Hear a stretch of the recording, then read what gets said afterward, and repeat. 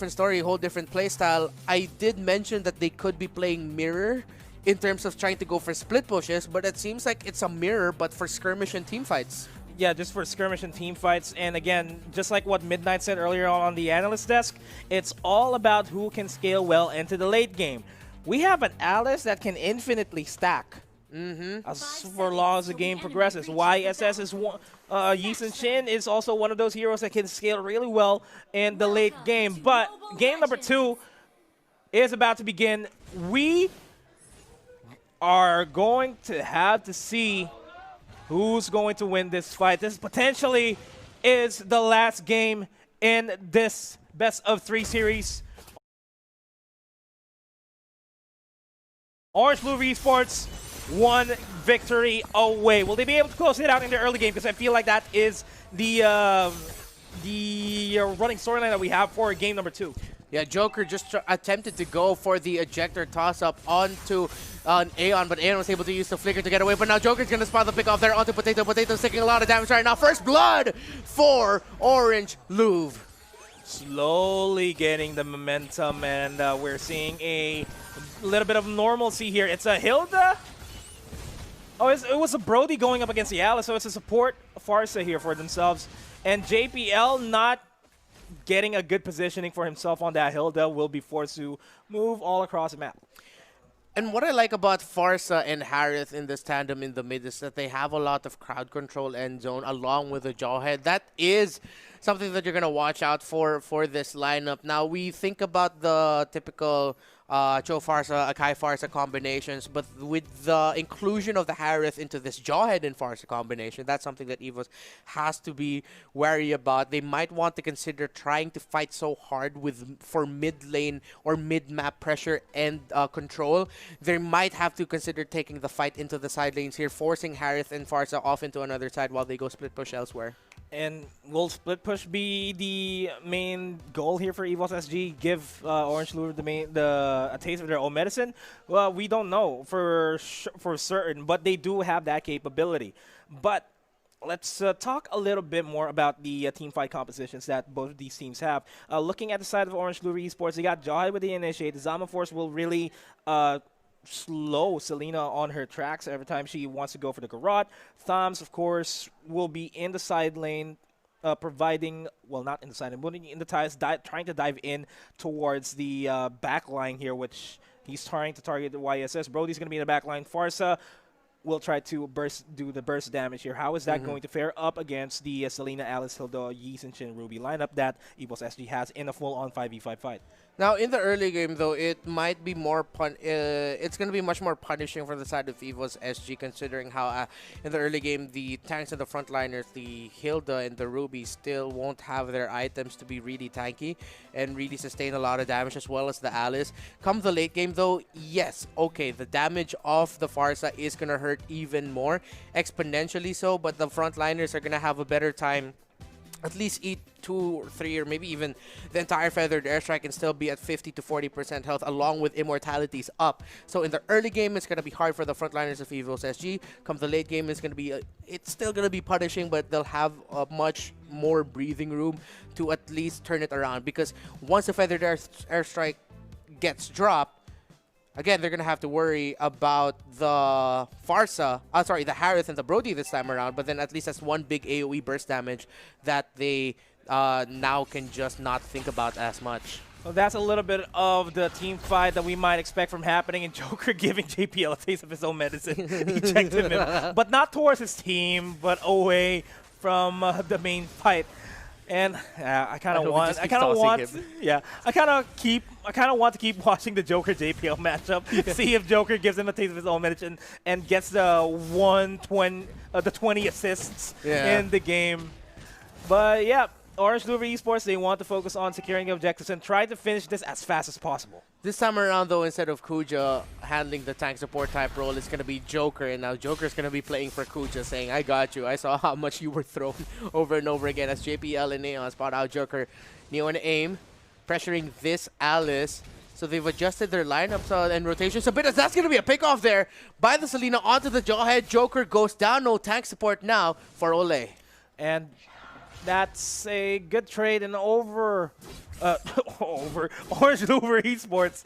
They have a little bit of a gold advantage here, just 400, but it's slowly stacking up. We're going to be getting another pause. It's going to be a matter of if Orange LOUVRE Esports does not secure the early game, potentially finish the game by the 10th, 11-minute mark, or 15-minute mark. Let's just give them that. If they don't end it by the 15-minute mark, EVOS SG is going to become a problem because, again, it's like what we mentioned, Alice can scale infinitely with her passive stacks.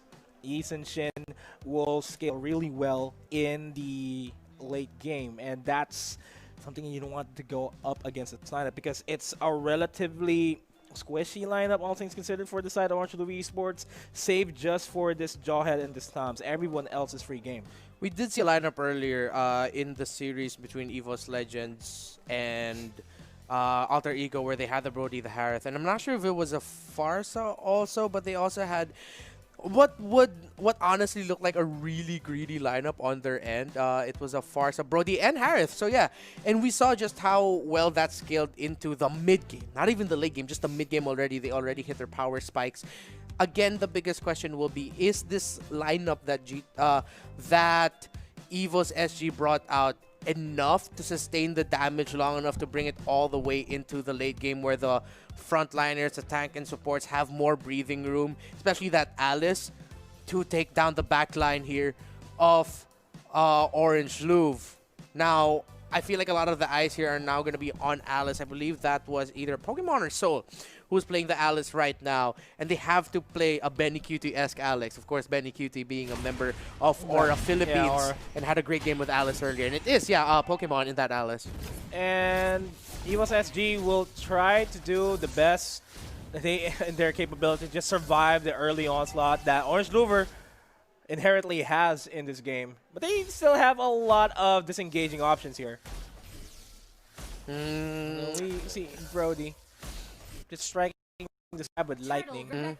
Again, EVOS SG, their JPL and Aeon combination trying to fight for mid control. So instead of trying to focus too much on the sides, they try to go for the mid control instead. 2 versus 1 in the bottom. Fights everywhere actually nearby this turtle pit. That's going to be someone getting bursts down right now. Who gets done? GB gets taken out. That's going to be 2 members of Ole possibly going down, but Kuja sustaining the damage with Counter and Inferno. Here comes Joker. Joker cannot do much to help. Beautiful pull coming in from Soul, but they're not going to be able to convert it into a kill to a Jawhead. However, they convert it into a turtle take. So it's a beauty pull by Soul. Yes. Yes, as the bottom lane is still being focused on by Neo and AIM. Oh! Oh, that was dirty. That hurt. Oh my goodness. That hurt, man. That is, you know, it didn't even need to get 2 feathered airstrikes in. Just once enough, and you heard the impact. Boom. And that's what we're talking about. In the early game.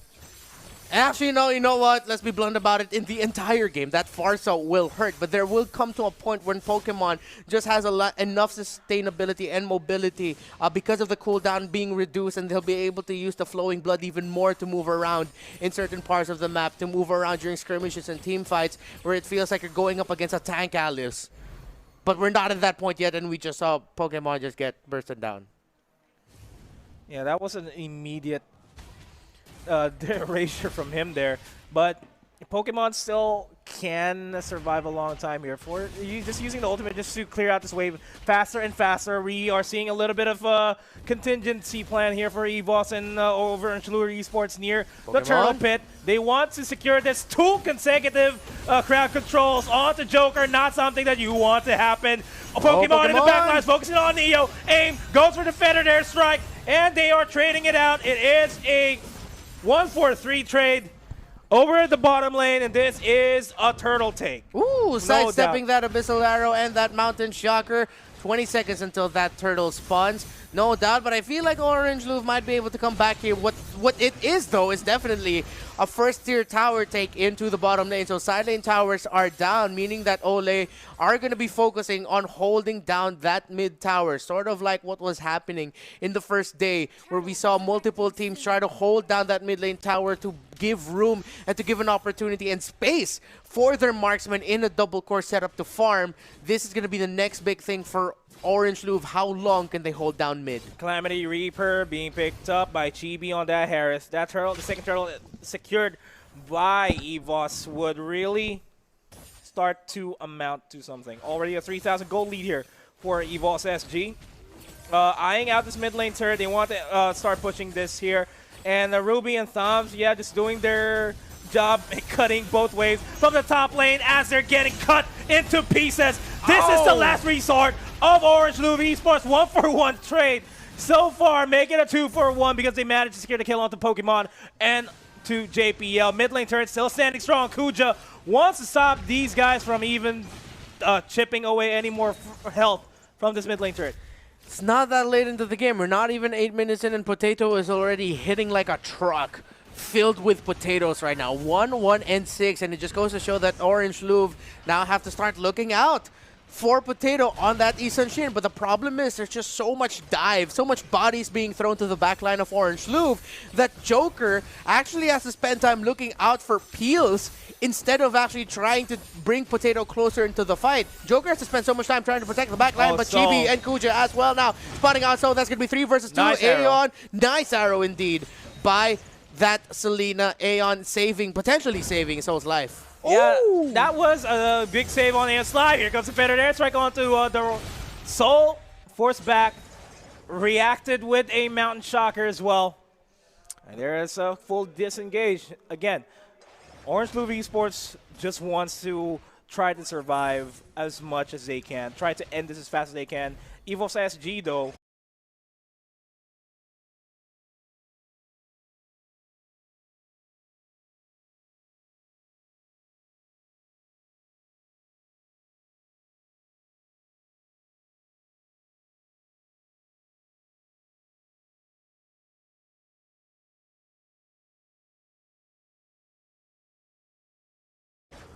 they can survive pretty much. Pokemon in position at the bottom lane. Kuja low on HP. Federed Airstrike once again just to deter EVOS SG from even thinking about taking down Kuja. And now this is Isan Shin that actually, with all that damage being thrown out earlier by Potato, he didn't have Blade of Despair just yet. He just picked it up. Pokemon coming in with the Blood Off. The stun is there. Joker taking a lot of damage. Is he going to be able to get away? No, he doesn't. Zaman Force committed. It's going to be a fight into the bottom lane as Farsa takes out the counterpart in Alice. But Tom's defending the top side. Cannot give any more in that fight. That's going to be a reset. As I was saying, Potato now already sitting with a Raptor Machete and a Blade of Despair, but JBL coming in with a burst damage. Kuja might get taken out here, but AIM using the Feathered Airstrike to help Kuja trying to get away right now. Soul diving straight into the back line there. Here comes the Ruby. Zaman Force. Chibi trying to dance, but Chibi barely doing anything damage. Any damage. Potato hurts like a truck. Again, still Joker. The space provided. Only Kuja goes down in that fight. Oh my, oh my. Ole, trying what they can to survive from the onslaught that EVOS SG has. The Abyssal Arrow connects. Joker's gonna survive that. Turtle solo secured by Potato. That's the 3rd turtle in a row for EVOS SG.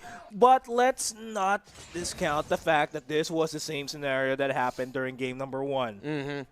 And again, the problem here for Orange Louvre is that Joker is spending way too much time trying to peel off or having to use his second ejector if he's not gonna, after using the ejector to initiate at the beginning to get a better target for Orange Louvre. He'll have to commit the rest of his ejectors to try to keep members away from Orange Louvre, because again, the problem is, yes, Orange Louvre at one point is going to be able to deal so much damage that while EVOS is trying to get close to Orange, they're just going to get bursted down or kited around. But we're not at that point yet.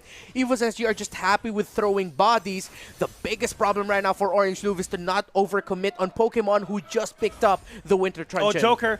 Oh, does not want to shake that push. JPL diving in. Pokemon. Look at the damage output! My the backline! Pokemon with the Winter Truncheon and the ultimate beam popped up. It races 2 at the same time. JPL gets ejected but at what cost? He's paying for his life there, and Joker is going to go down. Just Kuja left alone.